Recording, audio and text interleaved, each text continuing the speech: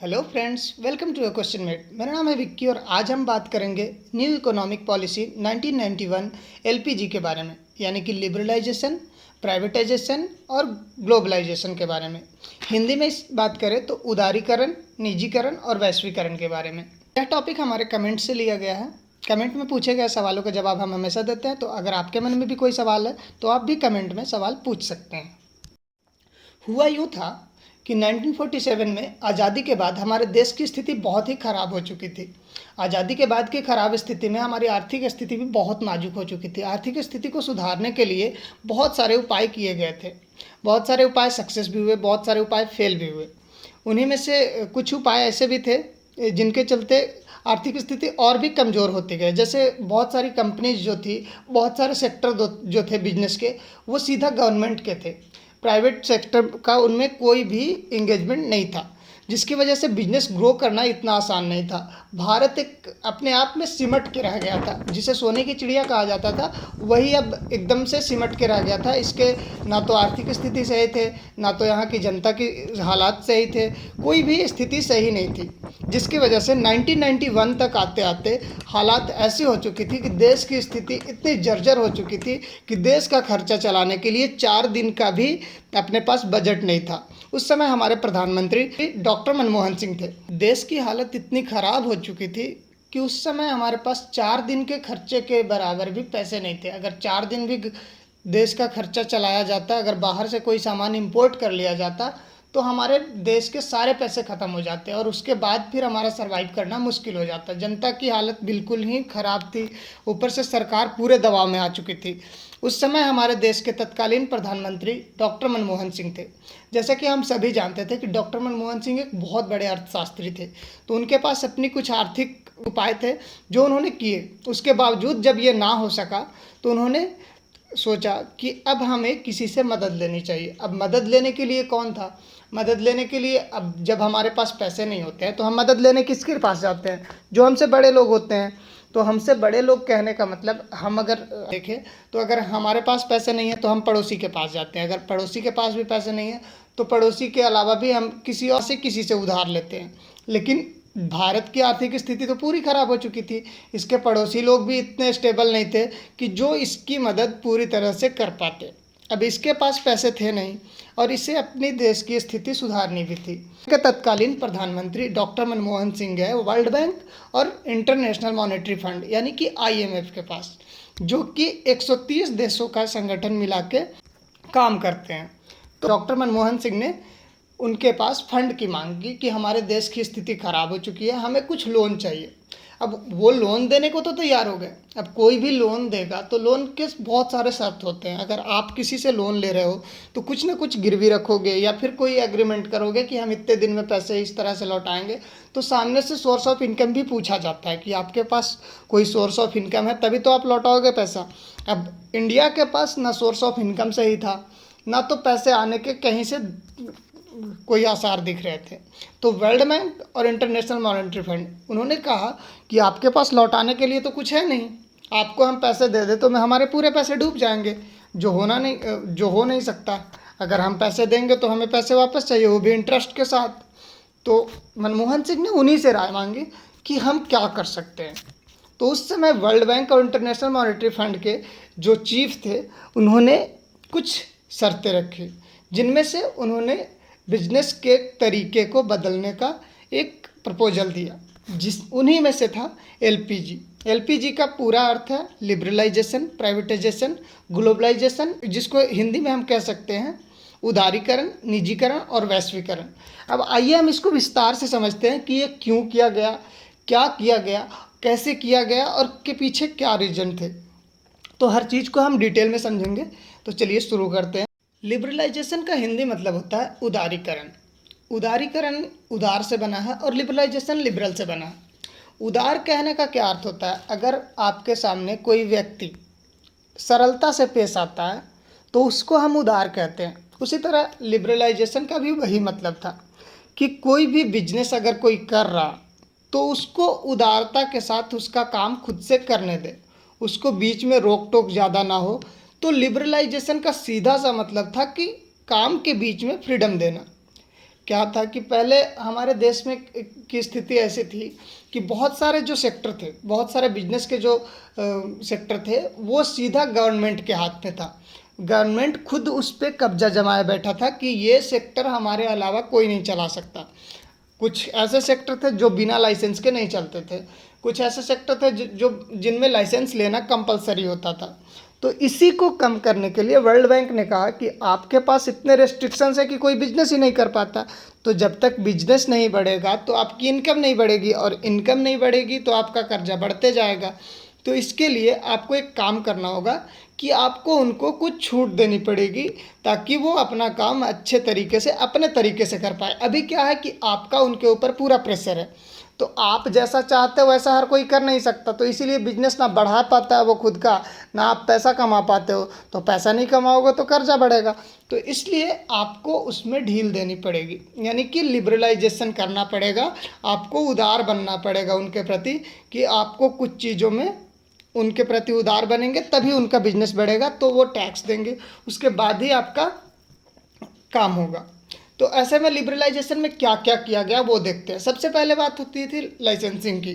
तो लाइसेंसिंग क्या था कि मतलब बहुत सारे ऐसे बिजनेस थे जो बिना लाइसेंस के आप नहीं कर सकते थे। अगर कोई प्राइवेट सेक्टर, अगर कोई आदमी अगर कोई भी एक बिजनेस करना चाहता था, कोई दुकान डालना चाहता था, एक छोटी सी दुकान के लिए भी लाइसेंस लेना पड़ता था।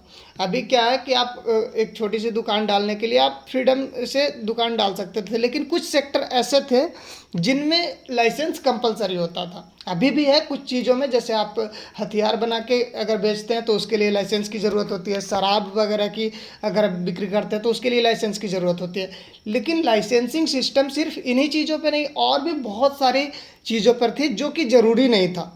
तो उन चीज़ों को कम करने के लिए, ताकि वो लोग फ्रीडम से बिजनेस कर पाएँ, सबसे पहले लाइसेंसिंग को कम किया गया। जितने कम ज़्यादा से ज़्यादा सेक्टर थे जो कि ज़रूरी नहीं था कि वहाँ लाइसेंसिंग सिस्टम रहे, तो उनको लाइसेंसिंग सिस्टम से हटा दिया गया। अब दूसरी बात थी फ्रीडम इन एक्टिविटी। कोई भी एक्टिविटी करने के लिए पहले क्या था कि सरकार पूरा पूरा अपने तरफ से पूरा पूरा सब कुछ थोप के रखता था कि जो भी आप करोगे बिजनेस में, जो जिस प्रकार के भी काम करोगे, तो वो हमारे उसमें हमारे रूल अप्लाई होंगे, हमारे टर्म एंड कंडीशन होंगे। आप कोई भी अगर सामान बना रहे हो तो उसमें मेरा टर्म होगा, कोई भी टेक्नोलॉजी ला रहे हो तो वो मेरा उसमें फैसला होगा कि आप ला सकते हो या नहीं ले सकते हो। तो उस चीज़ में एक्टिविटी में फ्रीडम देना ज़रूरी था। अगर एक प्राइवेट सेक्टर में एक आदमी अगर कोई बिजनेस कर रहा है, अगर वो टेक्नोलॉजी नहीं लाएगा, अपने आप को ग्रो नहीं करेगा, तो उसका बिजनेस कैसे बढ़ेगा।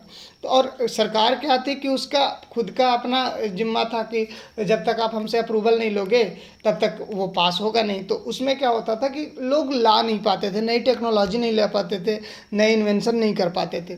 तो इसके चलते लिबरलाइजेशन में एक्टिविटी में थोड़ी फ्रीडम दी गई। तीसरी बात थी प्राइसिंग की। पहले क्या था कि सरकार प्राइसिंग को हमेशा अपने कंट्रोल में रखता था।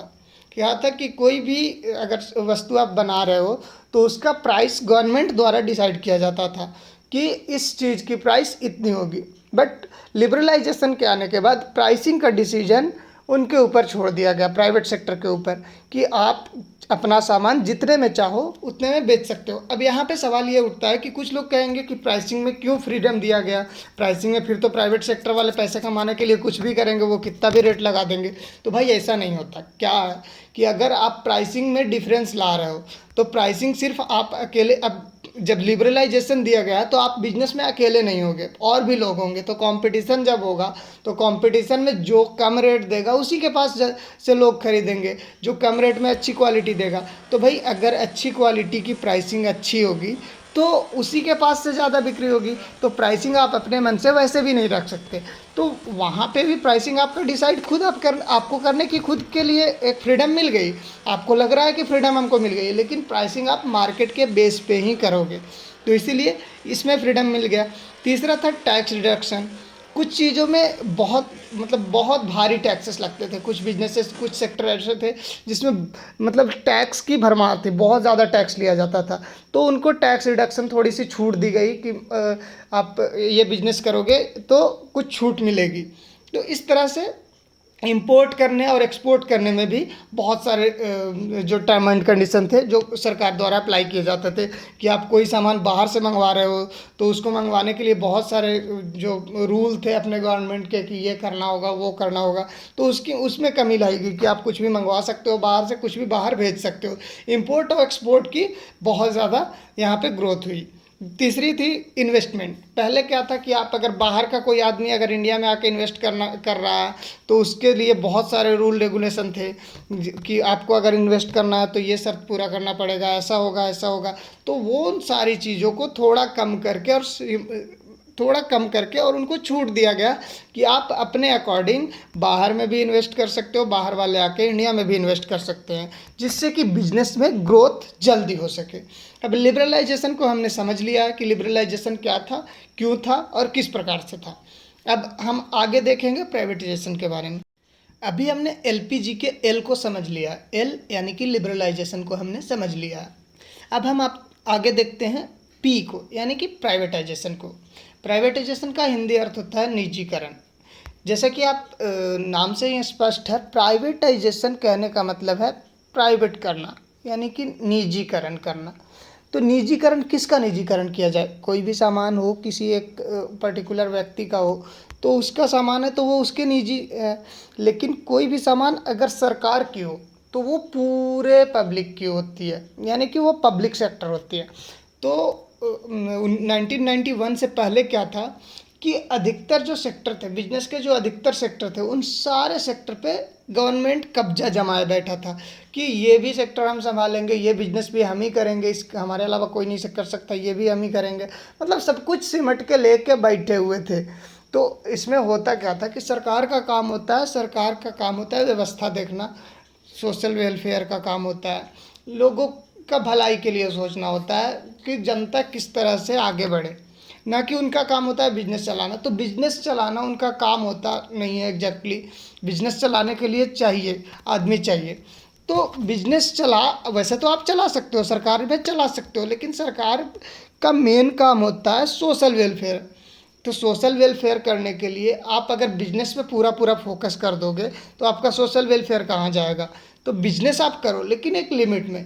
तो हर सेक्टर में कब्जा जमा के बैठने का ये मतलब है कि आप पूरा जो है आप बिजनेस पे लगे हुए हो, बिजनेस में भी बिजनेस नहीं कर रहे हो, फिर बिजनेस की जगह सोशल वेलफेयर, बिजनेस के नाम पे सोशल वेलफेयर कर रहे हो। तो बिजनेस और सोशल वेलफेयर में है कनेक्शन है, लेकिन बिजनेस और सोशल वेलफेयर जब आप एक साथ करते हो तो या तो आपका सोशल वेलफेयर अधूरा रह जाएगा या फिर आपका बिजनेस अधूरा रह जाएगा। यहाँ भी वही हो रहा था, बिजनेस अधूरा रह जा रहा था, सोशल वेलफेयर भी पूरा नहीं हो रहा था, दोनों के दोनों अधूरे रह रहे थे। हो ये रहा था कि अधिकतर चीज़ों पे गवर्नमेंट सेक्टर होने की वजह से ढील रहती थी। क्या है कि गवर्नमेंट का मेन पर्पस होता है सोशल वेलफेयर। अब सोशल वेलफेयर करने के लिए आपको चीज़ों की प्राइस कम रखनी पड़ती है। आप जो भी चीज़ें बना रहे हो, मान लीजिए एक सेक्टर ले लेते हैं कपड़े की। अब कपड़े आप चाहोगे कि गवर्नमेंट चाहेगी कि कपड़े सस्ते मिले ताकि गरीब से गरीब लोग खरीद पाए।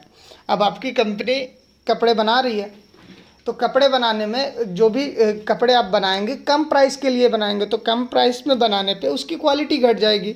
तो इस तरह से ना तो आप क्वालिटी दे पा रहे हो, तो क्वालिटी नहीं दे रहे हो मतलब जनता के साथ भी आप भला नहीं कर रहे हो, और ऊपर से आपका बिजनेस वैसे भी ख़राब चल रहा है और उसको और ख़राब किए जा रहे हो। तो इस तरह से ना तो सोशल वेलफेयर ठीक से हो रहा था और ना ही बिजनेस ठीक से हो रहा था। तो इसलिए इनको जब वर्ल्ड बैंक और आईएमएफ के पास जब गए तो उन्होंने कहा कि आपको कुछ सेक्टर को प्राइवेटाइजेशन करना होगा, यानी कि प्राइवेट सेक्टर को उनका जिम्मा देना होगा ताकि वो ग्रोथ कर सके, बिजनेस में फोकस हो सके, उनसे कमाई हो सके।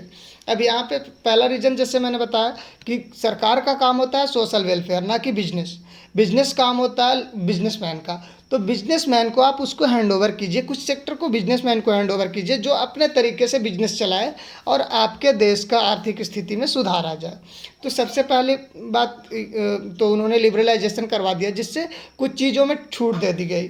दूसरा हुआ प्राइवेटाइजेशन। प्राइवेटाइजेशन में क्या हुआ कि जो गवर्नमेंट सेक्टर की कंपनीज थी उनको प्राइवेट सेक्टर को सौंप दिया गया कि आप बिजनेस चलाओ भैया, हम सोशल वेलफेयर देखते हैं। तो सोशल वेलफेयर को अपना सरकार देखेगी और बिजनेस को बिजनेसमैन देखेगा। तो इससे हुआ क्या कि सबसे पहले तो बिजनेस की स्थिति सुधर गई। अब एक बिजनेसमैन को सौंप दिया जाता है कोई बिजनेस, तो वो अपने तरीके से बिजनेस करता है, बिजनेस में नई टेक्नोलॉजी लाता है। प्राइवेट जब तक पब्लिक सेक्टर में थी तो गवर्नमेंट अपने तरीके से चलाने के लिए ना तो उसमें नई टेक्नोलॉजी ला पाती थी, ना तो नए वर्कर ज़्यादा आ पाते थे।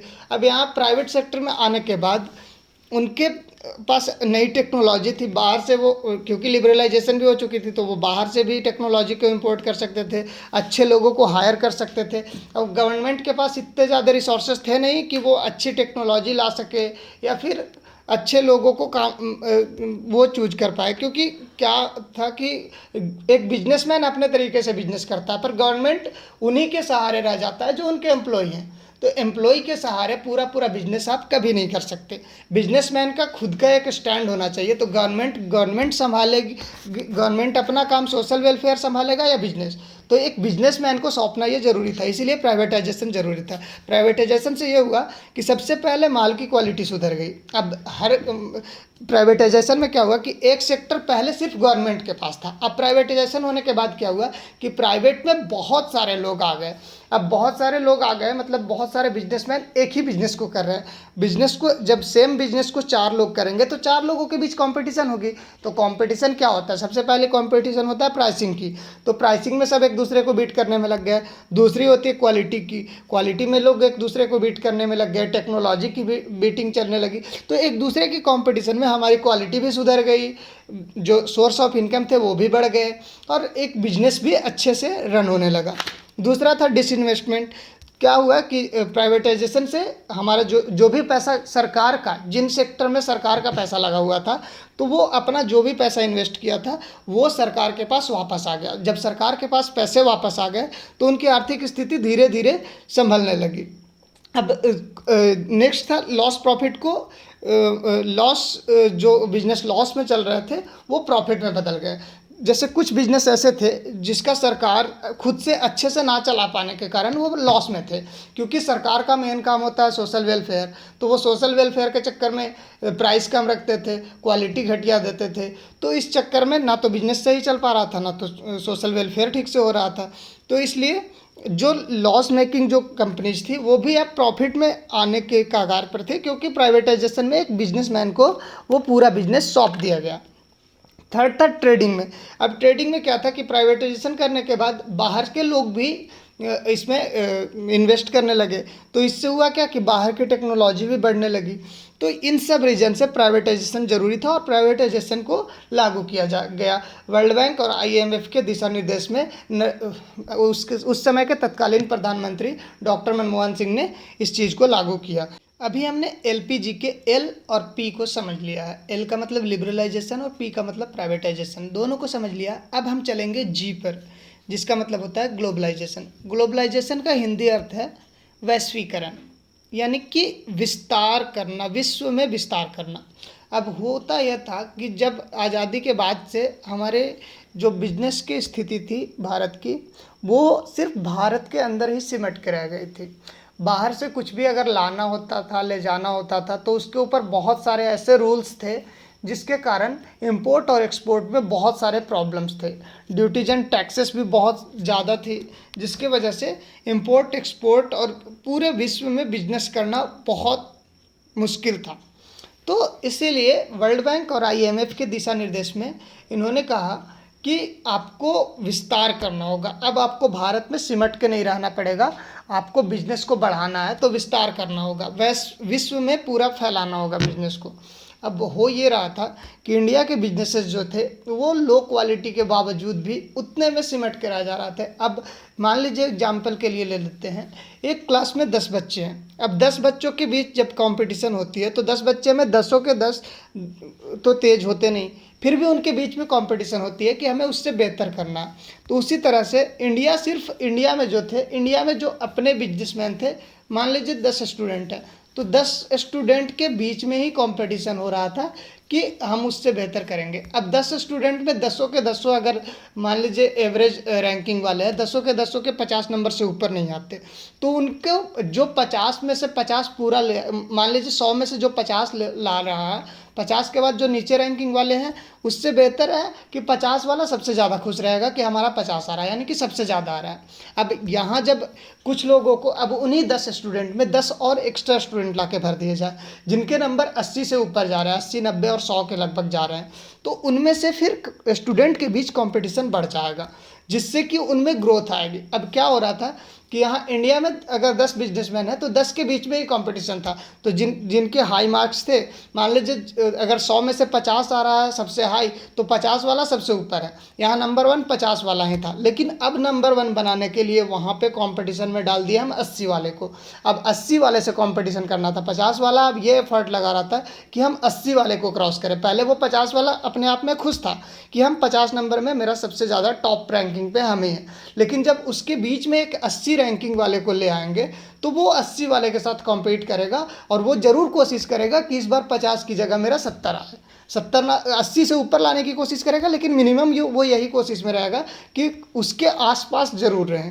तो इस तरह से जब ग्लोबलाइजेशन हुआ तो वैश्वीकरण में विश्व के साथ कंपटीशन में डाला गया कि आपके जो इंडिया के बिजनेस हैं वो सिमट के रह गए, वो लॉस प्रॉफिट को तो ध्यान में रख रहे हैं लेकिन वो कंपटीशन में नहीं आ रहे हैं, ना तो उनके पास टेक्नोलॉजी डेवलप हो रही है, ना क्वालिटी डेवलप हो रही है।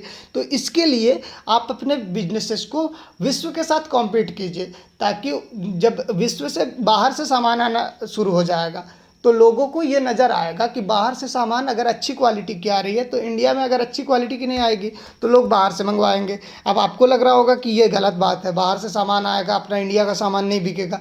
भैया ये ऐसा नहीं होता। अगर बाहर के अच्छी क्वालिटी की सामान लोग यूज करना शुरू कर देंगे तो इंडिया के लोगों का बिजनेस कम होगा। अब बिजनेस जब कम होगा तो ये भी अपनी क्वालिटी में इम्प्रूव करने की कोशिश करेंगे, तो इम्प्रूव जब ये अपनी क्वालिटी में इम्प्रूव कर पाएंगे तो इनके इम्प्रूवमेंट में ये बाहर भी तो सामान भेजेंगे। अगर आप इम्प्रूव कर सकते हो तो इम्प्रूव करके आप अपना सामान भी बाहर भेजो, क्योंकि ग्लोबलाइजेशन का मेन पर्पस यही था कि इम्पोर्ट और एक्सपोर्ट को बढ़ाना, सिर्फ एक्सपोर्ट को नहीं, ना ही सिर्फ इम्पोर्ट को। अगर बाहर से सामान ला सकते हैं आप तो बाहर सामान आप भेज भी सकते हैं, तो इस तरह से आपकी क्वालिटी भी बढ़ जाएगी।